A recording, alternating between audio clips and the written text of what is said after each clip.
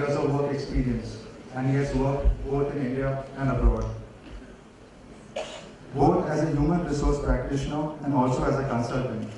Mr. Jose started his career with HPCL, where he had responsibilities in the corporate office as well as head of HR for North and South regions. On leaving HPCL, he joined Urban Mills, where he had a stint of 5 years and was designated as a head HR for textiles business at the time of leaving Urban Mills. After Urban Mills, Sir had a stint with Arthur Andersen in change management consulting before proceeding to Middle East, where he was a Group Chief Human Resources Officer for Al Suwaidi Group. Based out of the holding company, he was responsible for HR for the 9 companies in the group, employing more than 10,000 employees drawn from more than 30 countries. On return to India, after a 6-year stint in Middle East, he joined as Vice President, HR and OD with Jubilant Energy, where he served for almost 4 years. Currently, he is working with Blue Star Limited as Executive Vice President, Human Resources, responsible for both HR and EHS, with a mandate to introduce and institutionalize HR best practices as relevant to Blue Star needs and culture under the Ages of People Excellence Program. So, is a recipient of the HR Leadership Award for the 6th Employer Branding Awards Regional Round. Indira Super Achiever Award. He was recognized as one of the 30 most talented global HR leaders in Asia at the World HRD Congress. Sir has also been assigned responsibility as a convener, skill development and affirmative action panel, CII Maharashtra State Council, and is also a member of the CII National Committee on Skill Development. Mr. Jose did his graduation in English Literature and post-graduation in Human Resources and Industrial Relations from XLRI, Jamshedpur. He is trained in change management best practices through Arthur Andersen at St. Charles, USA, and is certified in Thomas PPA, that's Personal Profile Analysis, Team Analysis System, Module, and Test for Selection and Training. So, I invite you on the podium to share your rich experience with us.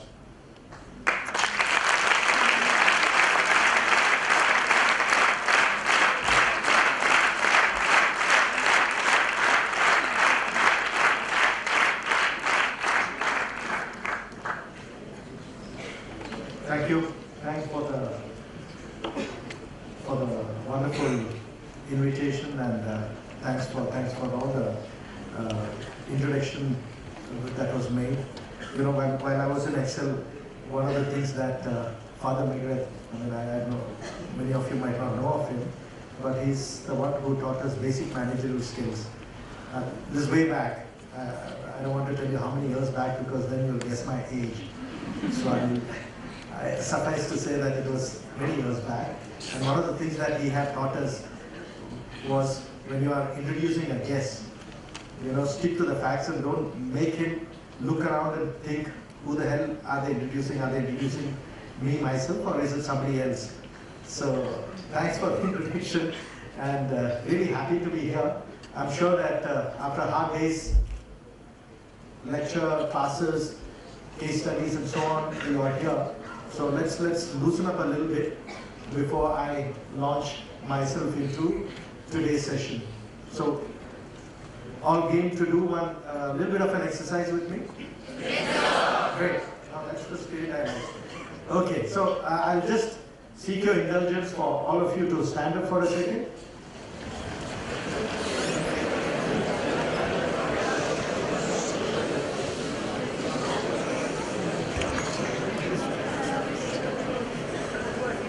Okay, good. So it's a small, little bit of exercise. It's an exercise which would typically make one feel good about oneself. So we'll go through the exercise before I start off and launch into the talk that I've planned for today. So what you have to do is, since everybody is standing, raise your arm, right hand.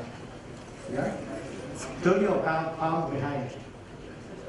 All done? Great. And pat yourself. Great. Sit down.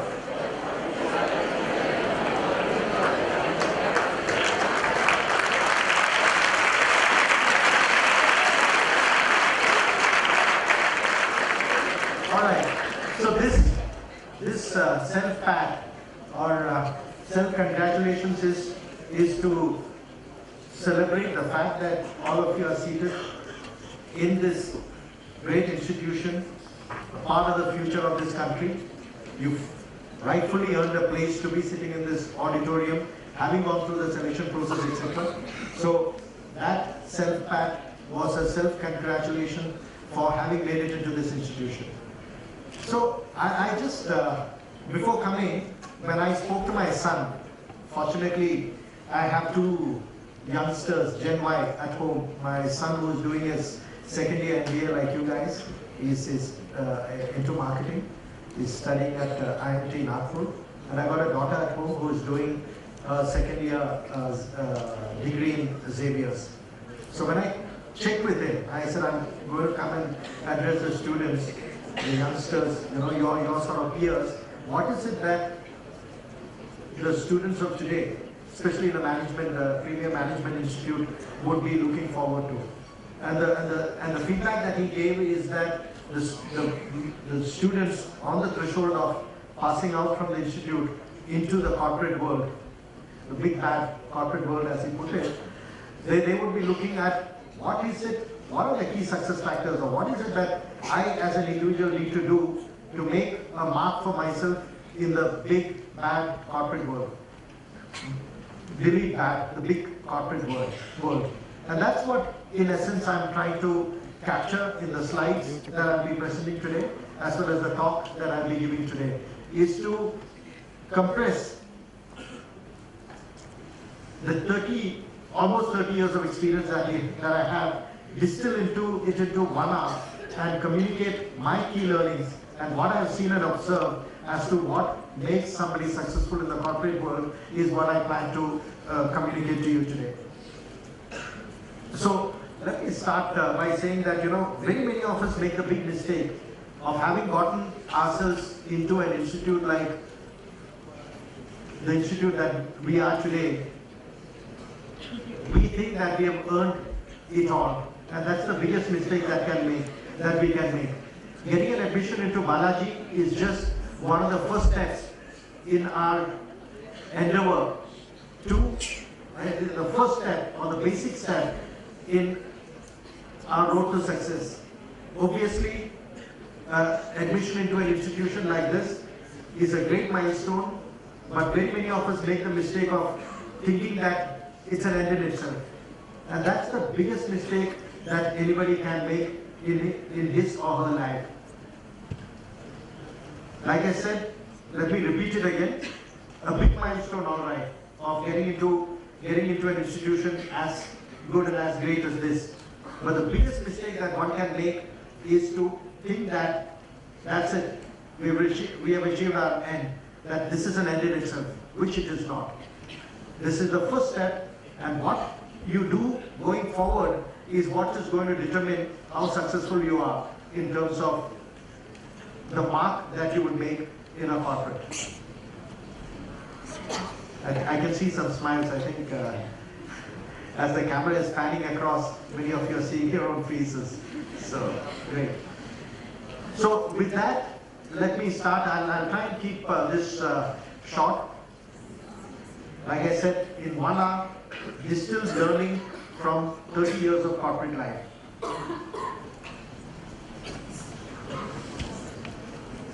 So I don't know, how many of you are aware of this VUCA world? Great. I'm glad. Okay, so thanks. So what I'm going to talk about is not going to be something new, but it's something, because the large majority who didn't put up your hands, I think it's something that we need to know about. The world that we are living in today is called the VUCA world. And what is VUCA all about? V stands for volatility. Yeah? Great. So I got people who can help me. And U stands for?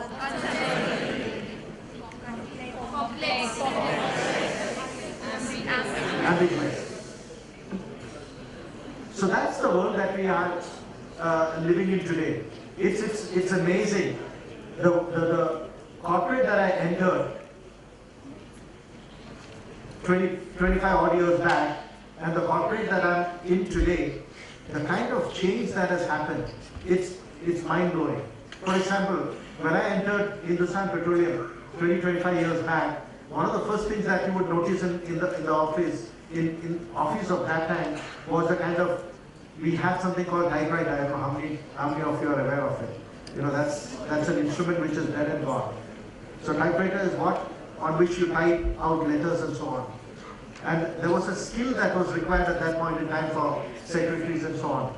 And that skill was the speed with which you can take shorthand. So there were tests which were conducted, you know, how fast can you take down a dictation. So 170, 160, 170 words per minute was the kind of speed that was mandated for a good secretary. And then once you take the shorthand, how fast can you transcribe what you have taken in shorthand onto a piece of paper by typewriting? 60, 70 words per minute used to be the norm. Today that skill is gone. We don't need it anymore because technology has taken such a big leap that we have reached a stage wherein we have discontinued with this instrument called typewriter. That's one part of it. We have discontinued with this skill, capability or a competency called shorthand or typewriting. Because each and every one of us today can do that. So that one whole line of profession has gone out of fashion. And this has happened in the last 20 years. So you can rightfully ask me that, but you're talking about things that happened 20, 25 years back. How about the recent times? The recent times, I joined Blue Star in December 2010. When I joined this company, the human resources function was 100 plus. And what has happened? Today it is 45 to 50. And what has happened in the last 3 years? In the last 3 years, we have outsourced. Now that's a concept that has caught on very strongly in the corporates of today. We have outsourced things which are not core to the business. So for example, in an HR situation, we had administration, we had security, all these kind of things which we were doing in-house has been outsourced to a service provider whose core is to provide those services. So as a consequence, companies of today, corporates of today, focus on what is known as transformational. And what is transactional is outsourced to service providers whose competency or capability is to do those transactional things. So the world into which that you will be moving into, the corporate world, is a world which is in churn, which is in continuous and constant change. And one of those skills and capabilities or competencies that you need to possess and you need to have with you today, that you would take with you into the corporate world, which will make you stand in good stead, is something which we need to understand. Because if you know what are those skills, capabilities and competencies are, then you would be the successful professional of tomorrow. Coming back to, I'm sorry, in my talk, there would be digressions, you know, as some thoughts come into my mind, but I'll digress, but I'll come back to the core theme that we have today, which is all about migrating from campus to corporate. So what does the VUCA world do? The world which is complex, volatile, ambiguous and uncertain. I'll give you an example. The other day I was discussing with, you know, as an HR, and I'm sure many of you are planning to specialize in HR as a career. And one of the key requirements as an HR professional is that you need to be connected to the business. Because HR as a function is not there for itself. It is there because there's a business that exists and we should be a strategic partner to that business. We should be a facilitator for that business to ensure that that business, amongst all the competition, stands out as the go-to business as far as that industry that we operate in is concerned. And as an HR person, one of the requirements is that we are required to be continuously and constantly in touch with the businesses that we support, the divisions that we support, the departments that we support. And I was talking to the head of our room air conditioner and other cooling products, head of that business. And I was asking him, Mukund is his full name. I was asking Mukund, what is it that from an HR can we do to support and ensure that the team, we call the team under him, one part of the division as RAD, that is Room Air Conditioners Division. a division which is under constant and continuous competition because of the foreign players that are there in the market. So I was checking with him, and I said, Mukund, what is it that we need to do to ensure that your team members are constantly and continuously charged, that their morale and motivation is the highest? So what is it that, in addition to what we are currently doing, what is it that you would want us to do? And his answer was very telling, and that's what VUCA World is all about. He said, it's so complex today, the business of today. He said, I can remember just year before last, when we didn't change the price of our equipment. Maybe we used to change it twice or three times in 3 or 4 years, because things were so constant. But he said, this was last year, and he said, in the last 4 months, we have had to change our prices 4 times. So he said, I've never seen a churn like this, because the dollar was going up and down. We were importing a lot of our material which ended up into as components which ended up into the room ACs that we were selling. And he was saying that because of all these factors, I'm suddenly confronted with a situation where it's so complex, it's so unpredictable, it's so uncertain that I mean, the management is asking me to give a prediction for the next quarter, how well my business would be doing, what would be my top line, what would be my bottom line. He said, forget next 3 months, I can't even predict for the next month. That's the kind of uncertainty that has come in because of the VUCA world that we are living in. And that's the kind of complexity or complex corporate environment into which you would be migrating into from the campus of today. So it's just one example I'm quoting of how complex and how churning and how unpredictable the whole business scenario is of today. So suddenly, from a situation wherein I still remember, and even as recent as 5 years back, we were making plans of 2020, 2030, what would we be doing and what is it that we would like to emerge as. Today, while we would still continue to do those predictions and those projections, but we know for a fact that we will have to continuously and constantly revisit the assumptions we have made, because we are living in a continuously changing world. So that's the complex world and the complex corporate environment that we are living in today, and which is a reality into which you will be coming in. So one attitude in life is to say that it's all so complex and so unpredictable, so might as well not do anything about it, and let's just ride with the wave. The other is, but even in the VUCA world of today, there are still certain truths which would still hold us in good stead. And what are those truths and what are those attributes that we need to have to ensure that we succeed in the VUCA world is what we will touch upon today during this 1 hour.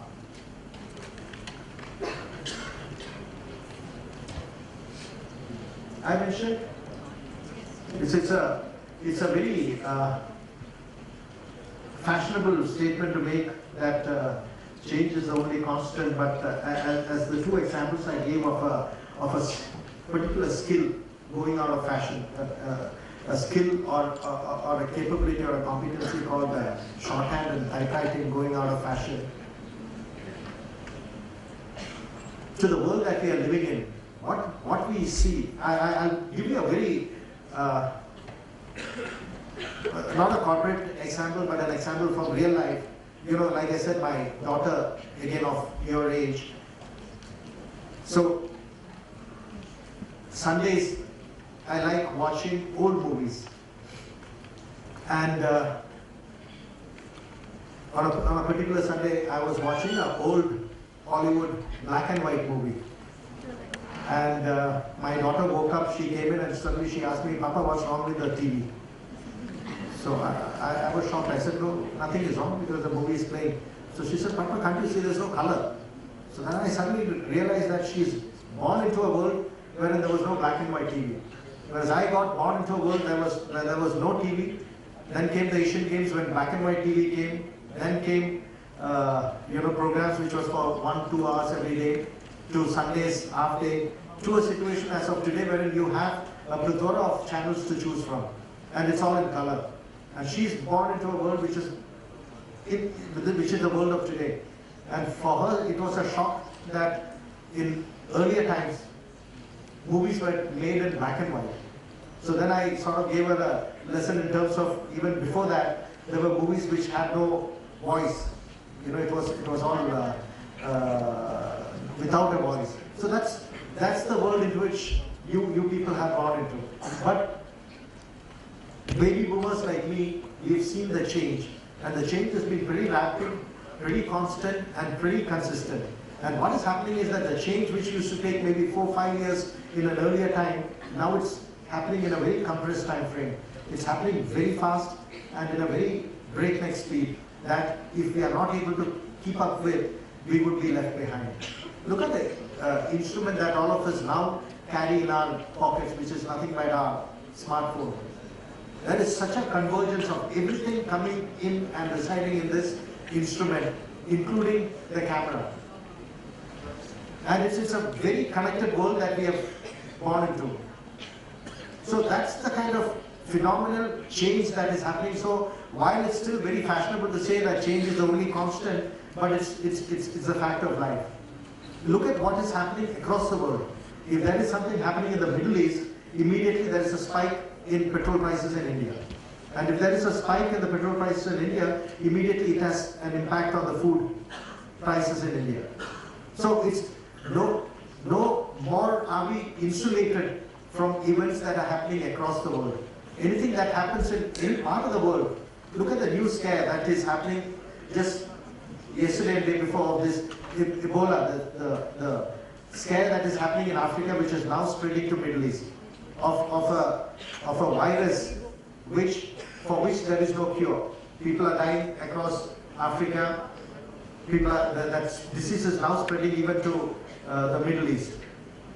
Immediately what is happening is, while there is no cure, the pharmaceutical company which has got a cure, which is almost there, their stock prices have shot up.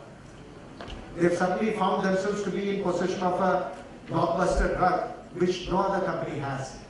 So what I mean to say is that anything that happens in any part of the world now has an immediate repercussion and an impact across the world. And that's the kind of world into which you will be coming in when you move into the corporate. Because in the corporate, again, when you do your scenario planning, etc., you have to take into consideration all these facts, all these changes. So because each and every of these changes are going to have an impact on the way we do business today. Again, I'll give you an example. Blue Star, for example, is a brick and mortar company. Traditional, 71 years old, very slow in adapting to the technology that is there today. And we kept telling ourselves that, you know, in the customer of today, the customer who typically buys our products, services and solutions, especially our products like window AC, room ACs, the split ACs and all that, would like to touch and feel the product before he or she decides on the purchase. And as a consequence, we stayed away from making our products available online. But then with great reluctance, we said, let's take the plunge and see. And lo and behold, we were taken by surprise with the kind of enquiries and the kind of purchase of our products and services that is happening online. Because forever we thought that products like what we take to market are products that people would like to touch and feel and buy, rather than see on the screen of a computer and buy. No more. Today, even cars are bought online. So when, again, that's the beauty of the Gen Y, the generation that you represent, because when my son came for his holidays for the internship, and as it was time for him to go back, my wife, you know, as mothers can be, she said, you know, your clothes have become old and let's go out and shop. So his question was, Mama, why do we have to do that? Why do we have to get into the traffic jam of Bombay, struggle, go buy? He said, so she said, but if you don't put in that hard work, how are you going to buy your stuff? He said, Flipkart. So he logged on, he chose his t-shirt, and for good measure, he purchased one t-shirt for myself and one t-shirt for my wife because he was using my credit card to make the payment. So that's Gen Y for you. So, but just look at it from a situation wherein I, for example, till he demonstrated it to me, would have never been comfortable to go out to look at a product on the laptop screen and buy, but he showed it to me. The delivery happened within a day, and the product was good. I mean, as good as what you would go and buy from a shop. That's the kind of transition that has happened. That's what the Gen Y teaches old-timers like me of how we should not get into a mind frame when we are unwilling to look at things anew, unwilling to look at things differently. One more change, I mean, and it's so recent and so different. It's like, look at our country itself. I mean, and you'll understand the change of a change in government. It was like overnight that positivity has increased. Overnight, we feel that, from a situation where we felt that everything was down in the dumps, suddenly there is a feel-good factor. We feel, no, hey, it's not that bad after all, things are good. We can still, there is still good things to be earned. Immediately you see the way the stock market has improved. If you look at the ground level, nothing has happened as yet. But the sheer fact of something good that might happen, Akshay kind of thing has transformed the entire country into a very positive mind frame from just a month back when things were looked at very negatively. Again, the kind of change that happens even within ourselves, and that's the kind of change that we can see everywhere, including in the corporates. A company like ours, which was on a wait and watch policy, like last year we went to the campus, but our numbers, we typically go to campus and take 100 plus. Because we feel that the youngsters of today does bring in the kind of energy and vigor into a very traditional company like Blue Star. Last year was a year when we did only around 50 campus, because we said that, things are not sure, things are not certain, so let's not have additional manpower come into the company, especially if the business is not going to look up. That was the plan till last month. There's a change in the government. There's suddenly a positive outlook in the business environment. Again, we are back into the, let's get on board 150 kind of campus recruits into our talent pool. Immediate. It's like within 1 month from a wait and watch to let's go ahead and do it. That's the kind of speed with which change is happening today.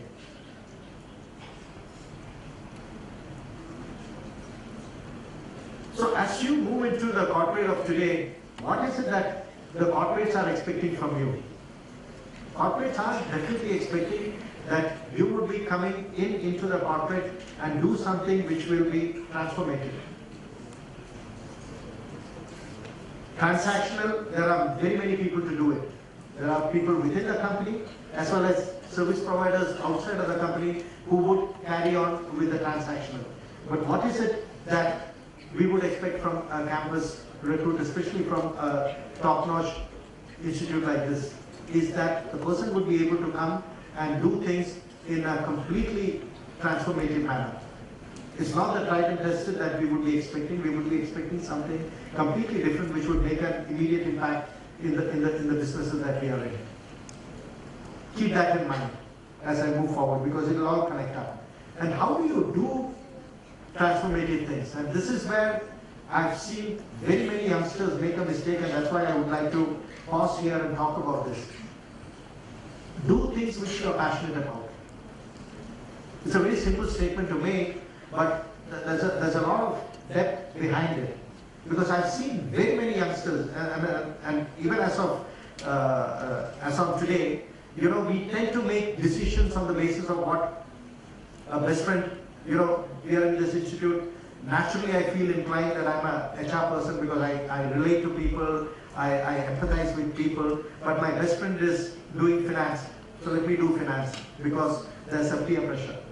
Or my bunch of friends are doing finance, majority of them are doing finance, though I personally feel inclined towards HR. Because my gang of friends are doing finance, let me do finance. Big mistake.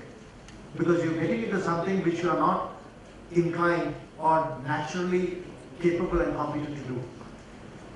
Which is why when you do pursue your dreams, and how do you understand what is it that I'm good at? It's very simple. I mean, that's the question even at home, my children keep asking me, Papa, how do I figure out whether I'm good for marketing, is it HR, is it finance, and so on. So I always give the answer that you just start doing things which comes naturally to you. Because for example, for me, if I'm told to interact with people, deal with people, address an interpersonal conflict, resolve an issue between two divisions, I take to it very naturally. I look forward to it. But you give me mathematics or anything to do with quantitative, and I'm hesitant. I always, even as of now, I see myself, if there's a compensation proposal that comes to me, and there are 10 things that I have to attend to, I'll typically keep this to the last. And I keep telling myself it's because I want to pay more attention to this, something as important as a compensation benefits proposal. But heart of hearts, I know it's because I hate doing it. That's the last thing that I would want to do.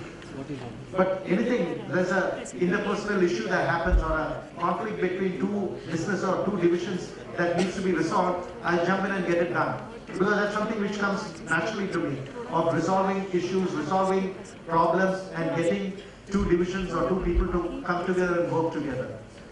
So it's very easy for us to understand as to what is it that comes to us very naturally and what is it that we are reluctant to do. And you are pursuing your dream when you are chasing those things that comes very naturally to you. It's as simple as that. But even today, we make mistakes in deciding what is it that gives us that passion. So the passion for profession is definitely the first step that we need to take to ensure that we make a success in our life. I still remember a classmate of mine, because of this very reason in Excel, because there were a bunch of 4 guys coming from the same town, being together from first standard. 3 of them were doing marketing. The 3 of them were doing HR. He was naturally inclined towards marketing, but he said, since my gang is doing HR, let me also come in and do HR. He did go reasonably well. He got into the corporate. 2 years down the line, he said, this is not what I'm cut out to do. I'm not naturally taking to HR like a duck takes to water, as they say. But he said, whenever there's a marketing issue or a marketing problem or a product or a market-related issue that comes up, even though it's not my domain, I tend to jump in and contribute my 2 bit to resolve that problem. Fortunately for him, the company that he had joined had an avenue of people moving from one function to another function. He grabbed that opportunity. He went on to currently director of marketing in a multinational company. He did that switch and he was fortunate enough to make that switch. But he had made that same mistake of getting or letting the peer pressure pull him to take a decision which was contrary to his natural inclination or natural capability. So when you take a decision, as far as your career is concerned, always take that decision on the basis of what you feel is the strength you bring to the table. Extremely important. Don't get swayed by what father says, mother says, brother says, friend says, sister says, girlfriend says, boyfriend says. All of them are well-meaning. I don't want to belittle that. All of them are giving you an idea or an opinion or a point of view, but at the end of the day, you have to take that call on the basis of what you feel is the most appropriate thing that comes to you naturally. If you do that, success is guaranteed. And that's what I would like to talk about next. TGIF, everybody knows? Yes, sir. What does it stand for? Yeah, unfortunately it's Wednesday today. So. Okay, so I'm talking about, because when you start pursuing your dream, when you start exhibiting the passion that you have for the profession, believe you me, you would start saying, thank God it's Monday. It becomes TGIM. And it's something which you, because you suddenly are, you're not working anymore there. Once you start doing what is passionate for you, you're not no more working. You're not a clock watcher. You don't come at 9 and you go home at 6. Because you're doing something which comes to you very naturally, which you're passionate about. And that's when you start saying TGIM. Because you're saying that, why is this Saturday and Sunday coming between me and what I passionately love doing? So it's again going back, stepping back. When you take that career decision, and this is, I'm talking about decision, you talk about, I made a career mistake, for example, in my life. I always had this urge that I needed to work for a multinational. So when that first opportunity in that multinational came, and it was a consulting assignment, I knew in the heart of hearts that I'm not cut out for consulting, because I'm not happy going consulting with some company, moving on to another company, consulting, giving advice, moving on to a third company, and so on. Because as an HR person, I'd like to dive deep into the problem or the issue that a company has, come up with solutions, implement those solutions, and see the fruits of that solutions take shape, take root, and resolve the problem that was identified in the first place. Very many people are good at consulting, and I'm not taking it away from them, because I've seen some fabulous consulting people in the consulting assignment that I did for 2 years. But I was not cut out. I wanted to work for a multinational company. The job offer that came was consulting. Out of hearts, I knew that consulting was not for me, but I said, I have that overarching dream of working for a multinational, let me plunge in and take it. And believe you me, that after I joined that company, I was into the TGIF mode. I was looking forward to Fridays, because I was just not enjoying what I was doing. Because the kind of work, the kind of profile, the kind of assignments was just not to my liking. So 2 years I suffered TGIF. And that's a mistake that none of you should make. Because when you take that decision of the company that you want to work with, or the role that you want to look at it from the perspective of, does this come to me naturally? Will I be happy doing what they are telling me to do? And if so, grab it. If not, let it be the best of the multinational, let it be the most sought after company, don't go for it, because you'll regret. And more importantly, when you start working in that company, you would find that you are giving a performance which is suboptimal, which is not to your potential and expectation. And you would end up being a person who would be on a TGIF mode and not a TGIM mode. So passion for profession, remember that, that's one more step in the key to success in a corporate world.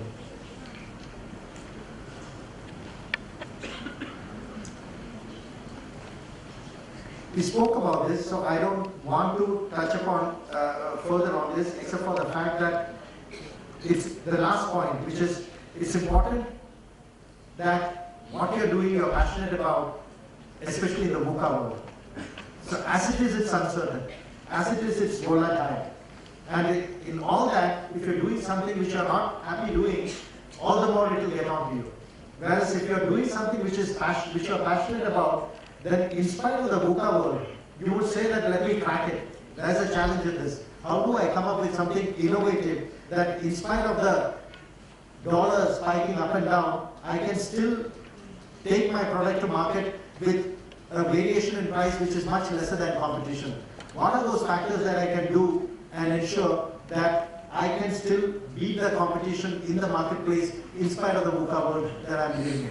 That's always the answer is the same, because that's what I've seen for the last 25 plus years of a person who is passionate in his profession would stand out.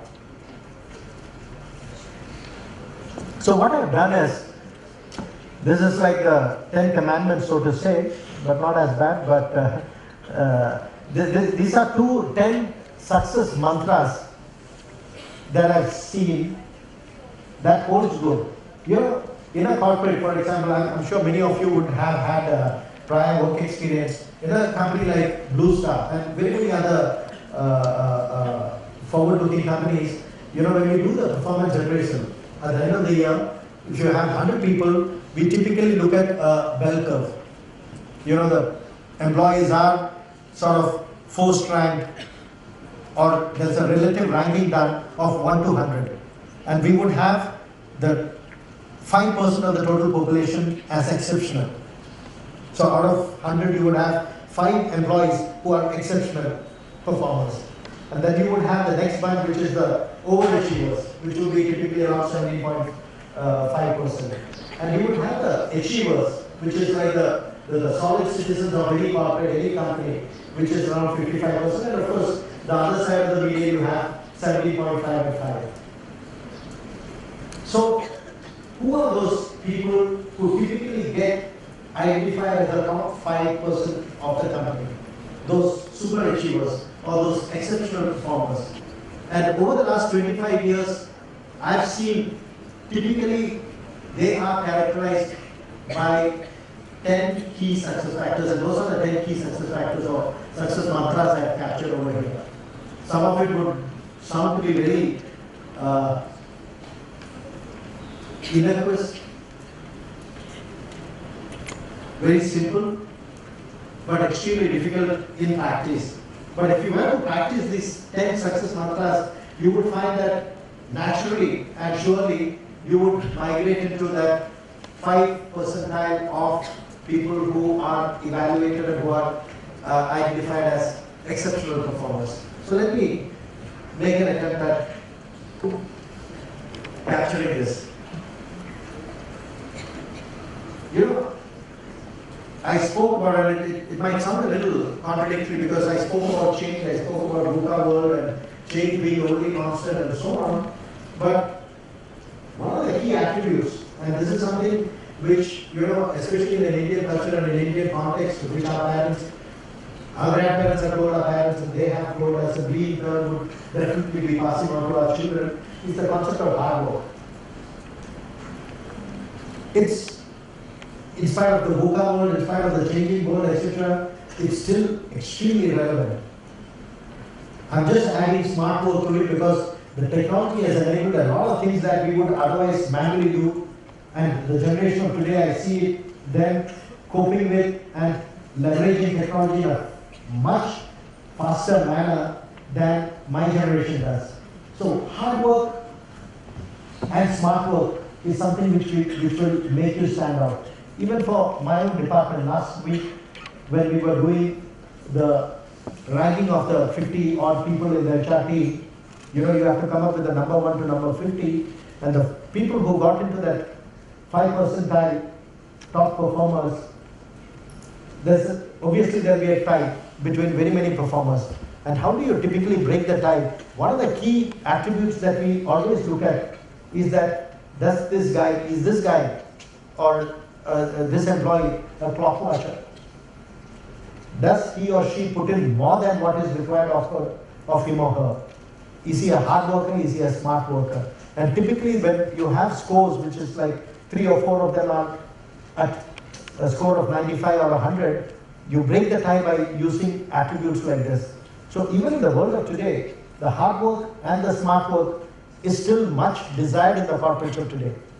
So those of you who would continue to work hard and work smart, you would definitely get noticed. You would stand out and you would be recognized as one of the top performers.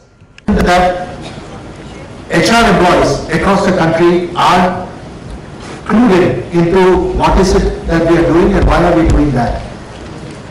And one of the things that I thought in my own limited technology perspective is that we will have a video conference once a month, hook up all the offices and get into a VC wherein we have a module of 1 to 2 hours of what is a new HR initiative that we are planning to roll out, what are the, why are we doing it, and what are the key learnings that the HR manager should keep in mind as we roll it forward so that they successfully implement it in the offices or the regions or the factories that they are responsible for. One of the challenges that I immediately faced was that the VC, at least the VC that we had, allowed only 8 participants at a time. And you can imagine with offices across the country, like I said, 27 abroad, 7 factories, we were not able to address everybody together. And while I was struggling with this, and we did have 2 months of knowledge transfer series, as we call it, one of my colleagues, youngster, like your age group, Gen Y, came and told me, boss, but why are we doing it this way? Why don't we do webinar? So this is like 2-3 years back. So I was like shocked. I said, what is this webinar all about? She said, boss, we can, from our workplace itself, connect across the country. Everybody can see the presentation on the screen. Everybody will be connected at the same time, at the end of which question answer will come on the screen and you can address it. And that's what we did. Suddenly, from a situation wherein I was struggling to get 6 to 8 people from across the country on a video conferencing, overnight we migrated this concept at that point in time, something entirely new for me, which is called webinar. And suddenly I was connecting to all the 100% of my HR team members spread out across the country and across abroad too. Now that's working, that's smart work. Because something which I was struggling with the technology to overcome, there was a solution available which I was not aware of, and this youngster came and told me, and it just, you know, the knowledge share suddenly became completely available across the country, across the world. That's working smart. So hard work plus smart work has not lost its relevance. Those of you who would continue to work hard and smart in the corporates that you would join in, you would continue to be seen as top performers. And that's a guarantee. Number 2, again, you know, in an Indian context, what has been told to us by our grandparents, passed on to our parents, parents told us, we tell our children, but look at the unfortunate status of our country, wherein, you know, we have scam after scam happening day in and day out. It's so unfortunate because it's so against the ethos that we are taught. So in the corporates of today, again, and I'll give you a very live example here. When I talk about integrity, I'm definitely, personal integrity is taken for granted. I'm also talking about professional integrity. And I'll give you a very valid example of what one of the youngsters did in our company. So typically, for example, you know, summertime is the time for companies like Blue Star, which is into HVAC, you know, heat, ventilation, air conditioning. And like this year was a good summer for us because the rains which were hit in July, 1st of June in Kerala and 6th or 7th of June in Mumbai got delayed. So we had one of those bumper months. June is typically not a good month for AC sales, but because of the persistent summer, we had a good month in June too. And every year, we take up various products and models of room air conditioners to the market. And every year, typically, each year has a trend. So last year, for example, we saw a very distinctive change in the customer expectation, or customer aspiration would be the right word, of moving from window ACs to split ACs. So again, going back, my generation started with no AC, moved to window AC, and now moving to split ACs. New generation jumping straight into split ACs, which is a good thing, and good for companies like Blue Star. Keep buying more. But the thing over here is, you have different models. You know, you have the 1 ton, 1.5 ton, 2 tons, and so on. And obviously, in a market like Bombay, typically what would sell like hot cake would be the 1 ton and the 1.5 ton, because the flats and the buildings there are small. It can be cooled with smaller tonnage machine. And as a consequence, in a market like Bombay, what would be a slow-moving product would be the 2 tonners, because the rooms are not large enough for cooling. It can be cooled by 1 ton or 1.5 ton.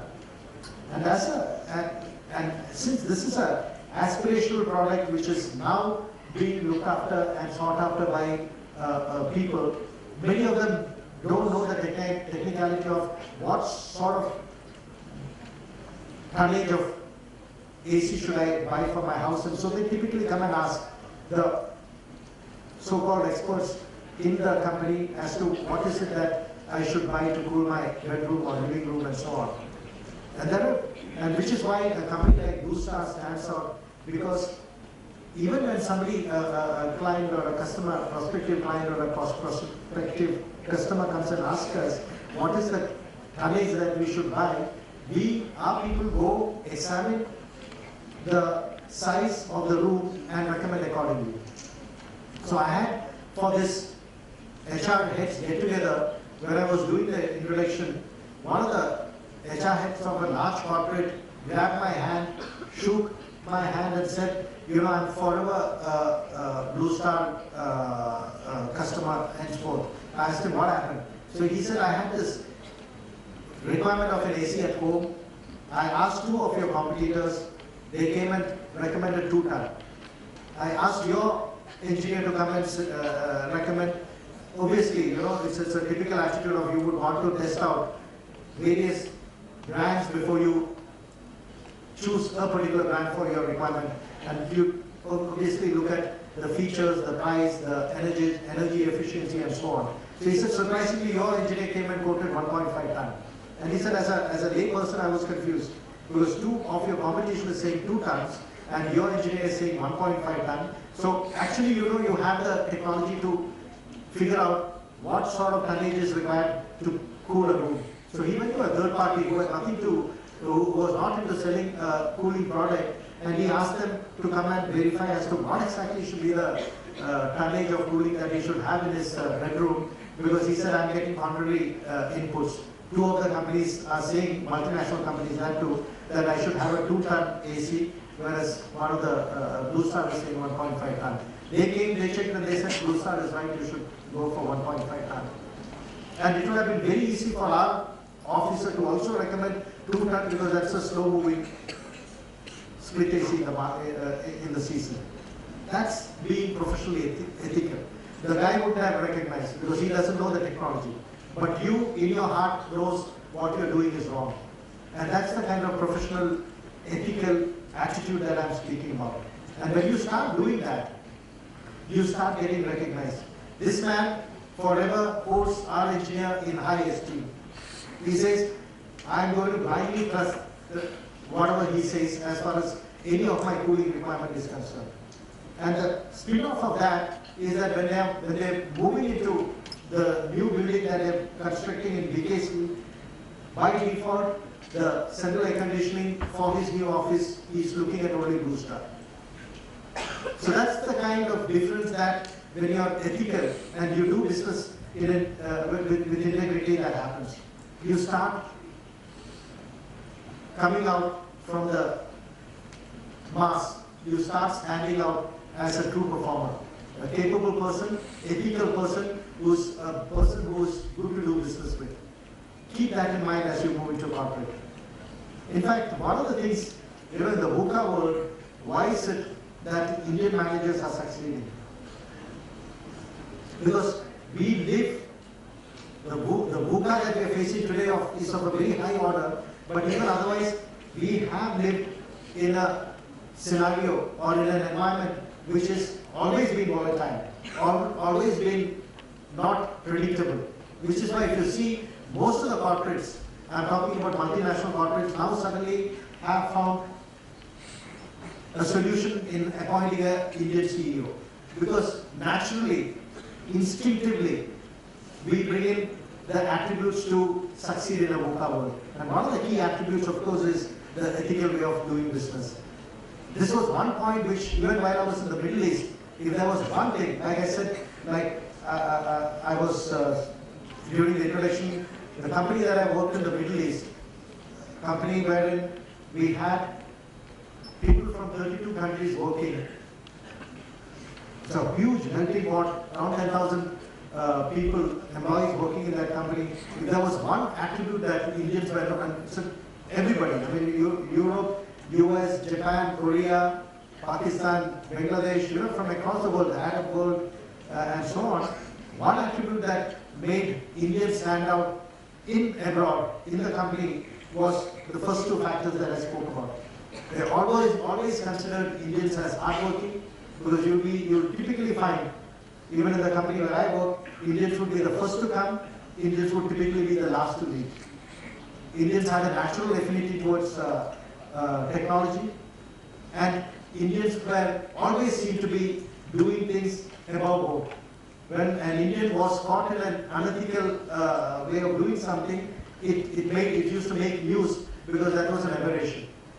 But what we practice in a country outside of our borders, unfortunately we don't seem to be doing within our own borders, but that's for another time.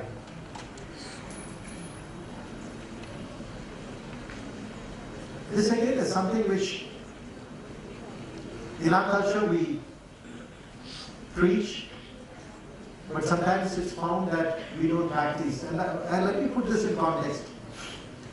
You know, into the corporates, for example, take for example a company like the one that I represent, 71 years old, old economy company, where there are a lot of people who have passed out of college and they have the only word that they know of is Blue Star.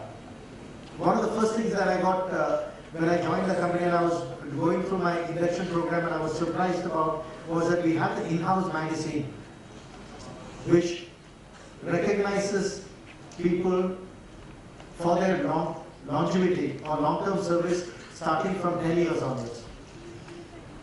I'm sure many of you would be knowing that as per the Gratuity Act, we are supposed to pay gratuity for anybody who has completed 5 years or more.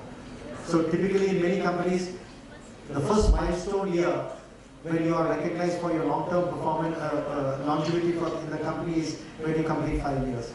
But in Blue Star, it's 10 years because you have so many people who have joined the company fresh from college and are continuing in the company.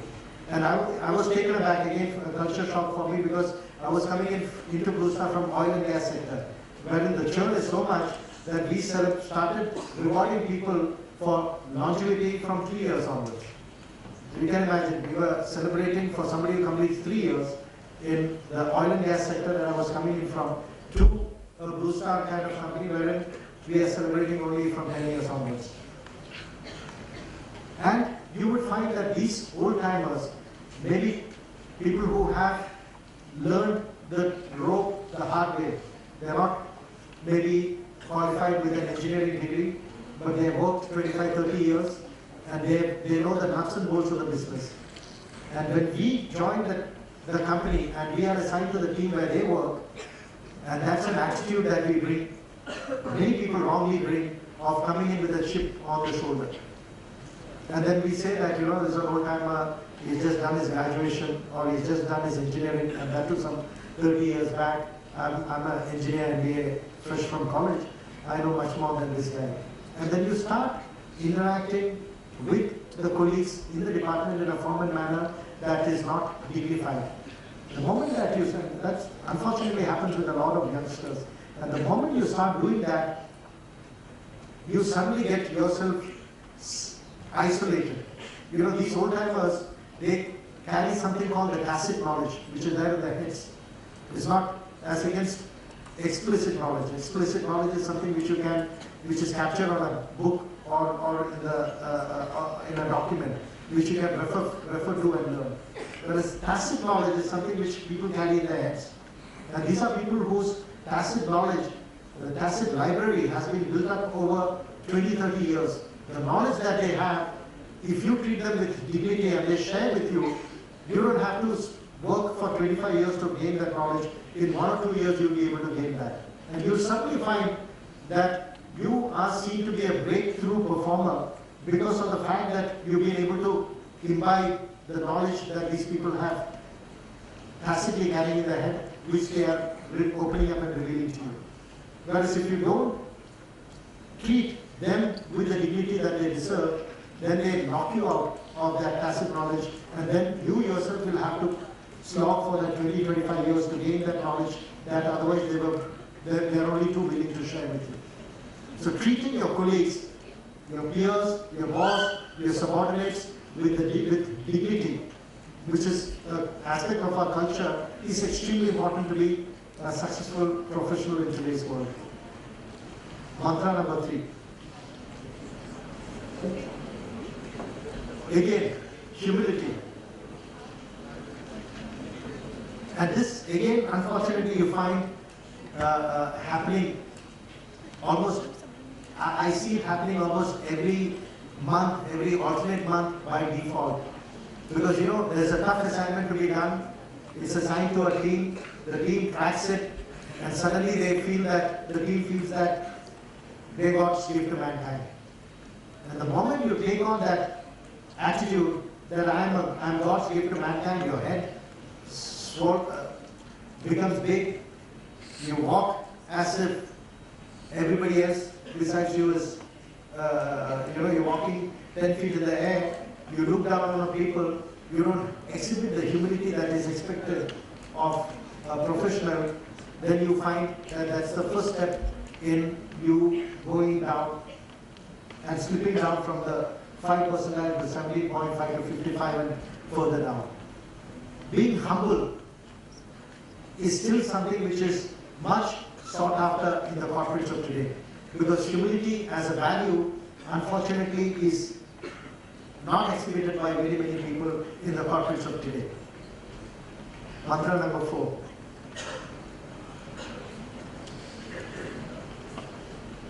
We spoke about change being the only constant.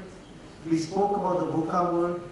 One of the other attributes, success mantra or a key success factor that would keep you on the, is to ensure that you can constantly and continuously keep upgrading your knowledge, skills and capabilities. I gave you the example of that VC versus webinar. I wasn't up to date, and that's a crime. You know, it's so important that anything and everything needs to be done, and we need to be in touch with what is constantly and continuously happening in the domain that we are a professional of. If we are not, we get left behind. And if we get left behind, it's just a matter of time before we suddenly find ourselves to be very ancient. Young in age, but ancient in skills, capability and competencies. Very live danger in corporates of today. Fortunately for you guys, I think you guys take to technology like people take to, duck takes to water, to repeat myself. And that's a good thing. But technology is only one aspect of it. Technology is a facilitator. For example, if you are into marketing, what are the new concepts that is coming in marketing that you are keeping yourself abreast of is extremely important. Because the way you do marketing of your products, services, and solutions is undergoing constant change. I spoke about HR.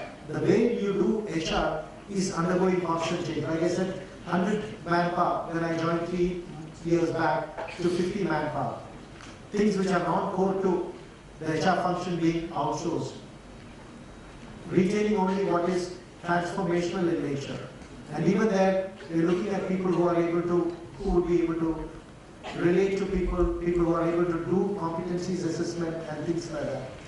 So, whichever is the field that you're in, constant and continuous upgradation of your skills, knowledge and capabilities and competencies is something which is given, which you should do by default to be seen to be a top performer.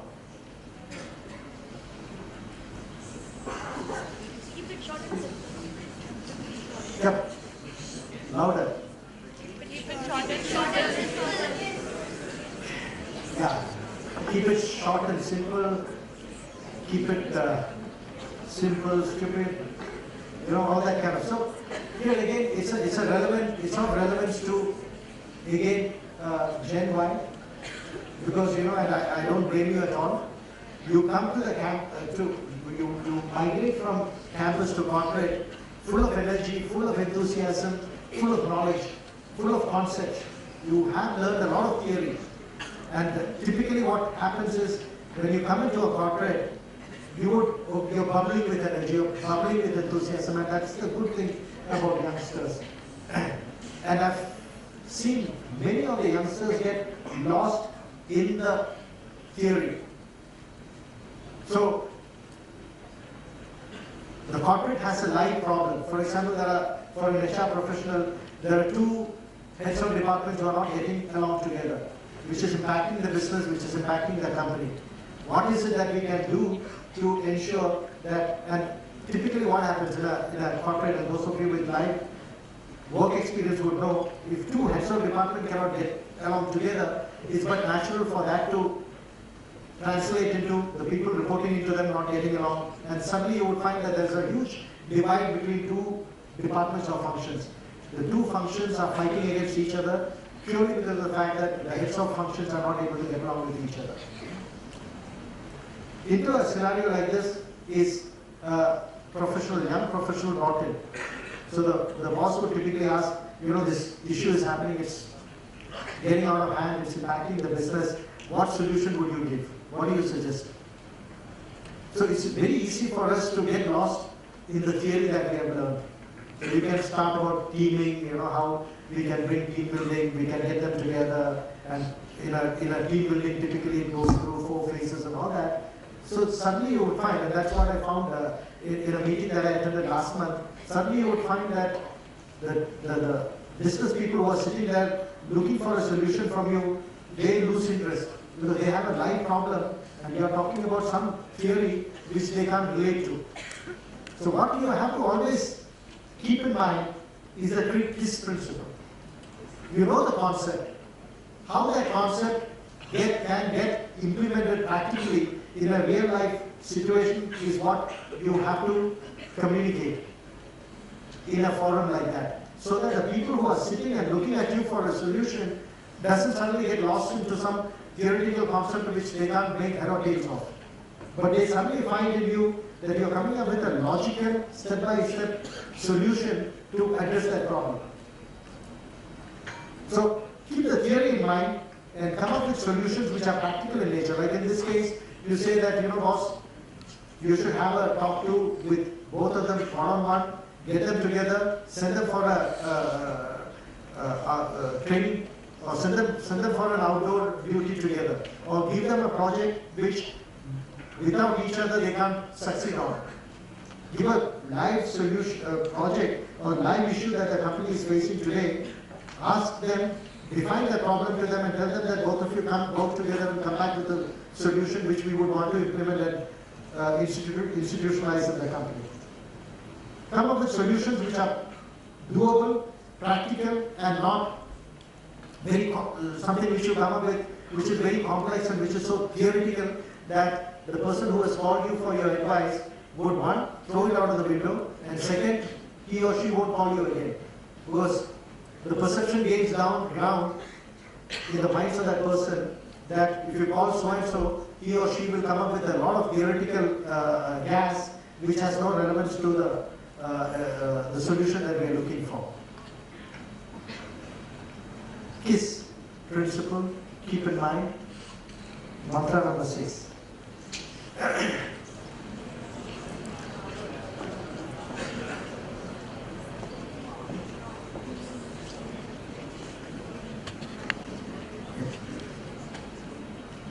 We're running out of time.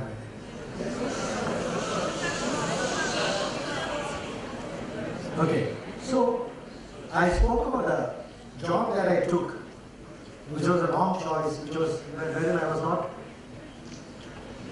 chasing my passion. But there are some key learnings in that job that I did for 2 years.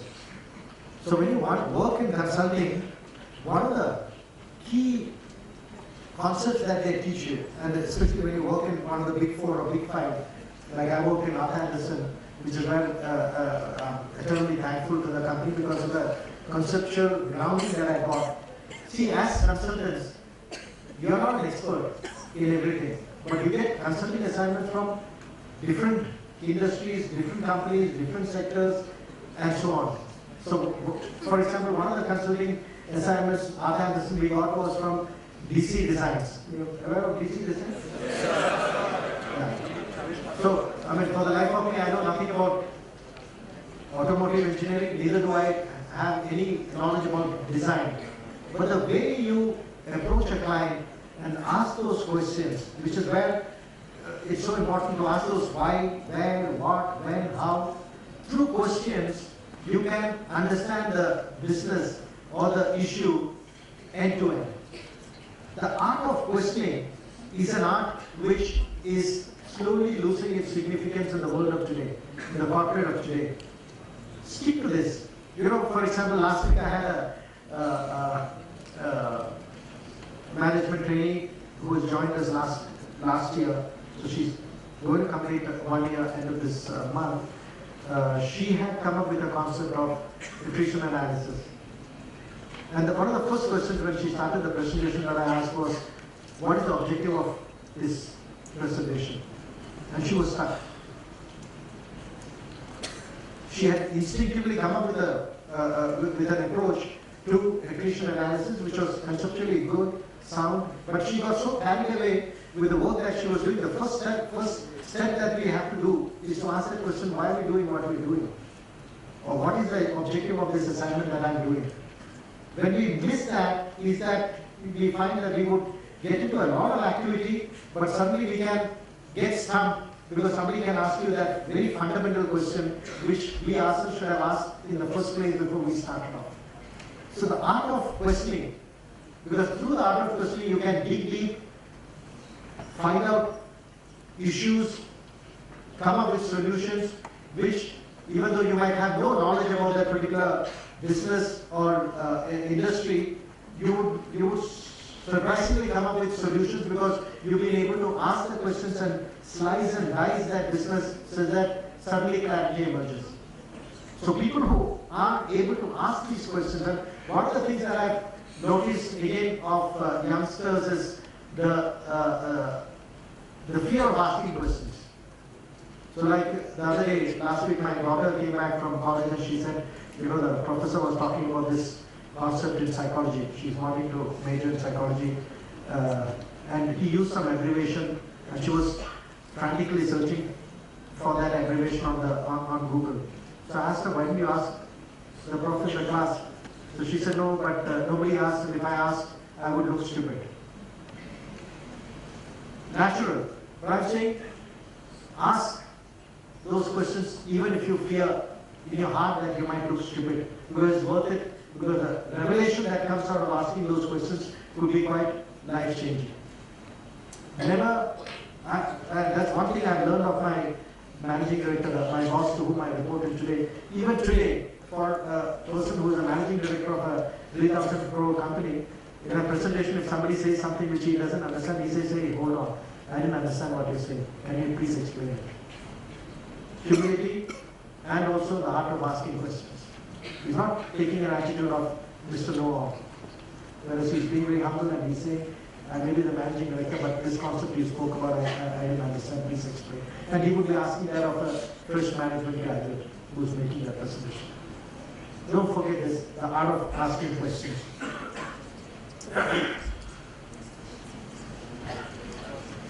CSR?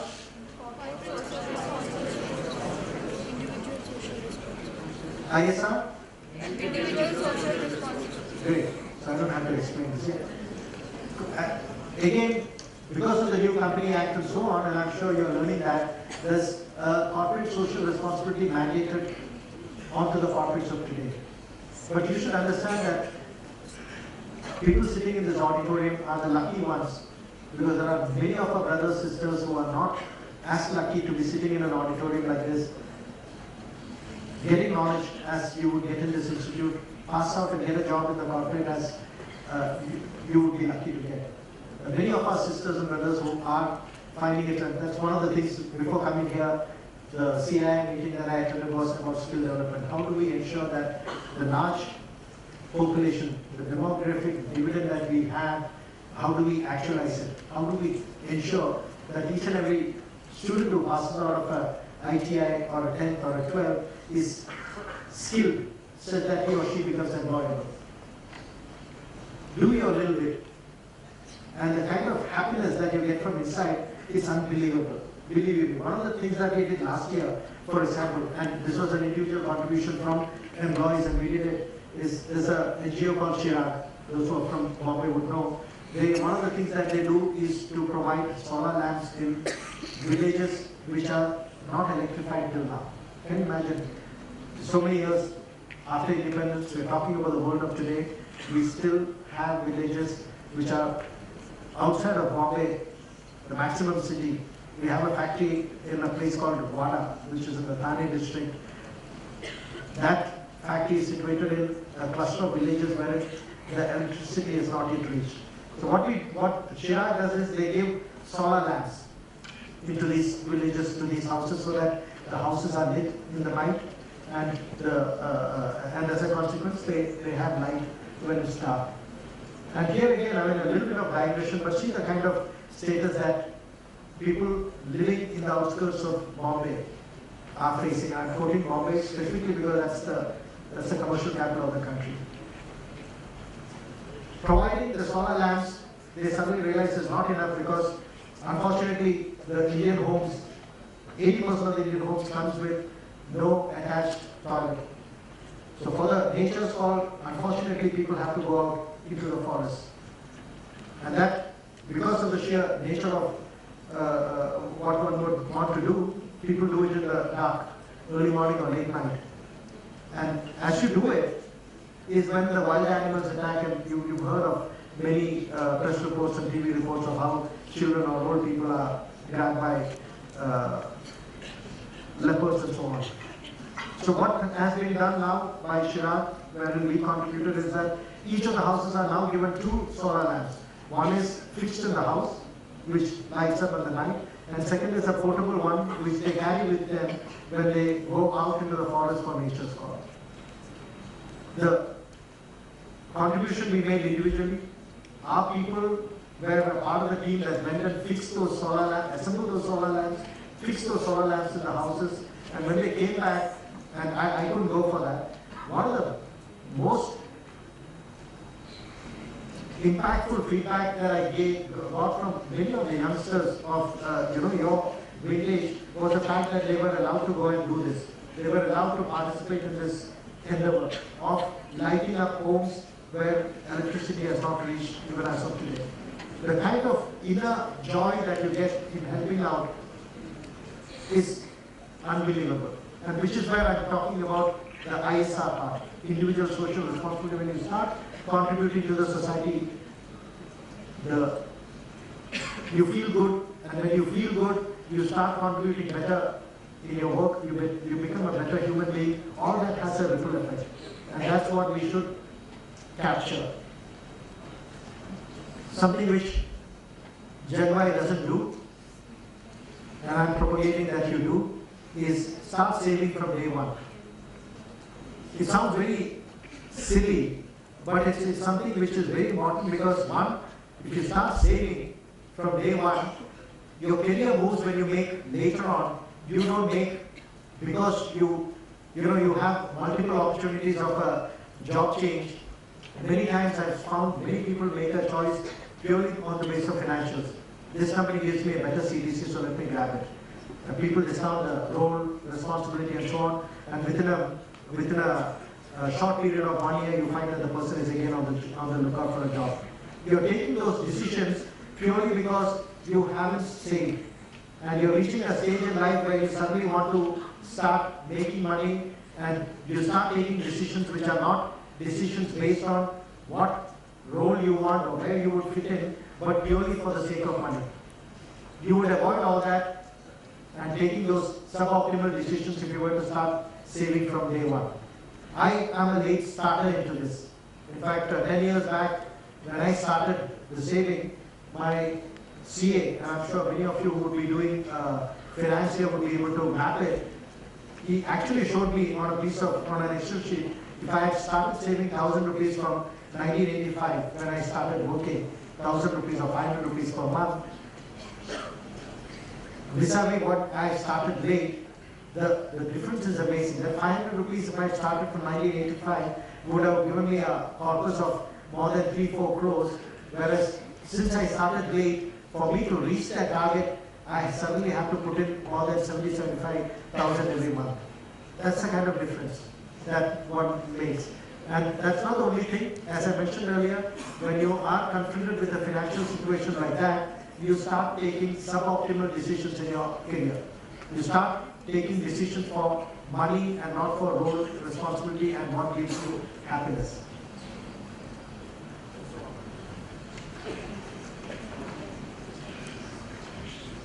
This is again something which we take for granted. One of the decisions, shocking decision that we had to take last year, when we had to promote somebody as a vice president of our projects business. There was a candidate who was ready for promotion, youngster, go-getter, proven track record, very capable, but we had a doubt that whether health-wise he would be able to take the rigor of the job. And for one of the first times in my life, we had to put the person through a medical checkup and get a medical certification that the guy would be able to take on the rigors of the job before we actually promoted him. And what I thought was an aberration, what I find is it's becoming more and more the norm today. Yes, we are young. Yes, you are young. You feel the energy, the drive today, but if you're not willing to take care of your health, you will suddenly find that in decisions concerning where you are looked upon as a probable candidate for a person who could take on a higher responsibility, you might lose the chance because health-wise there is a question mark on your health, on your ability to take on that role. It's a live danger in today's world. So keeping healthy is definitely a call which needs to be taken by all of us in the world of today, because the stress is very high, the rigors of the job is very high, and if we are not hale and hearty, as they say, we would definitely lose out in taking on higher responsibilities.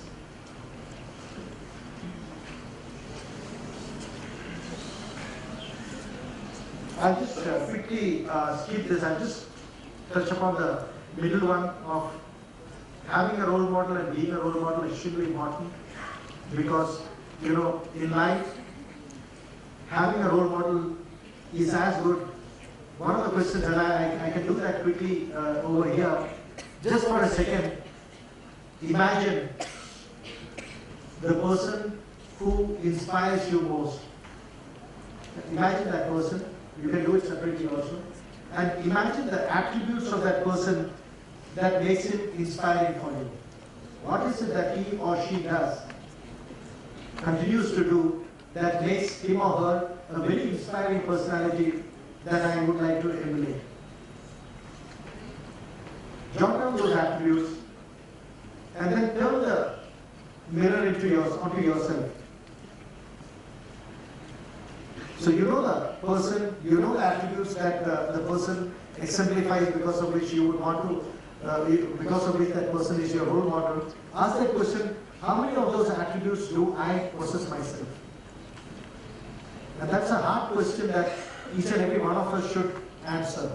Because if that person never gives up, he's hardworking, he's easy to get along with, note down that and ask those questions. Do I exhibit all this?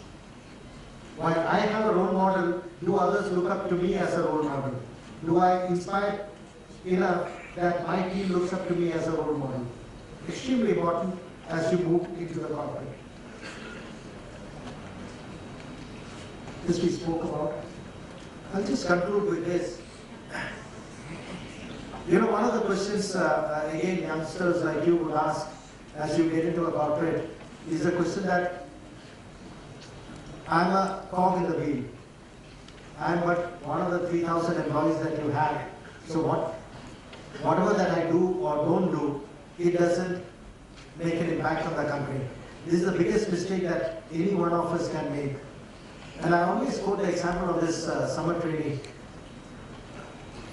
who had done a project for us last year, and the project she did was to, obviously every company has attrition. One of the things that she did was, and when you have attrition, you have obviously the exit interviews, etc., that would typically capture the reasons why you are leaving a company and so on. And very many people, 90% of the people when they are leaving a company, they'll only give goody-goody responses. Better personal reasons and so on, because they don't want to antagonize the company where they are working, where there's a full and final settlement pending. But after they leave, and that's the exercise she did, she got in touch with the 50, 60 people who left the previous year and asked them, while in the exit interview you had given these as the reasons that you decided to leave the company, can you tell me today what were the real reasons why you left the company? And the answers that came were amazing, stark, surprising. Very many of them quoted about interpersonal issues with boss, lack of recognition in the job that they've done, and things of that nature. And then she gave a recommendation, 8 recommendations of what the company should be doing to address this issue. And out of that 8, we have implemented 5. And her project guide, I told him last week, Falgun, I told him, I said, get in touch with her and tell her that of the 8 recommendations she gave, company has accepted 5 and implemented 5. And this is a summer training. She was there for 2 months. She's left a legacy behind. So you don't have to work years and years to leave a legacy behind. Remember that whatever time that you work in a corporate, be it 1 month, 2 months, 3 months, or 1 year, or 10 years, ensure that your objective is to leave a legacy behind that your successor will not willingly let die. Because it's so good that he or she would want to continue with that legacy that you are leaving behind. And that's something which you should, if you keep that aspect in mind, whatever assignments, whatever issue, or whatever projects that are given to you, you would find that you would do the best and that you would leave a legacy behind that will not willingly be let to die by the people who would succeed you. Yeah? So I'll just leave you with